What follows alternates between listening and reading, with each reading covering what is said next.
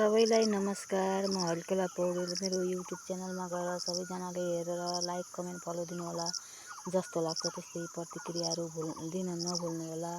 र आज म हजुरहरूलाई मेरो यो मिनी भ्लग छोटो भ्लगमा हजुरहरूको सामु एउटा बारीमा आएको बारीको अवस्था देख्दा मलाई दिगदार लागेर एउटा भ्लग बनाउन गइरहेको छु।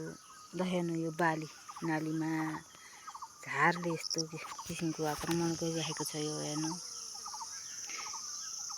खेती लाएर कुनै फाइदा होला जस्तो छैन। किसानहरूले र सबै दाजुभाइहरू गाउँ छोडेर विदेशतिर जान लागिसके। गाउँघरको अवस्था यस्तो छ। खेती लायो बाँदरले खाने, झार बढी मात्रामा खेतीलाई उछिन्ने यस्तो हुन्छ र गरेर केही फाइदा पनि छैन।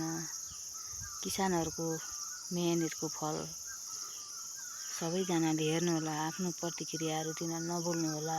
मेरो यो युट्युब च्यानलमा गएर मैले यहाँ नयाँ अपडेट गाउँघरको पहाडहरू, डाँडाकाँडा, रुखहरू सबै देखाउँदै आइरहेको छु। र यहाँको यो खेतबालीको अवस्था यस्तो छ। अब यसमा विषादी प्रयोग गर्न हुन्छ कि हुँदैन, हजुरहरूको सल्लाह सुझाव दिनुहोला भन्दै म बिदा हुन्छु। फेरि अर्को भ्लग लिएर हजुरहरू सामु उपस्थित हुनेछु।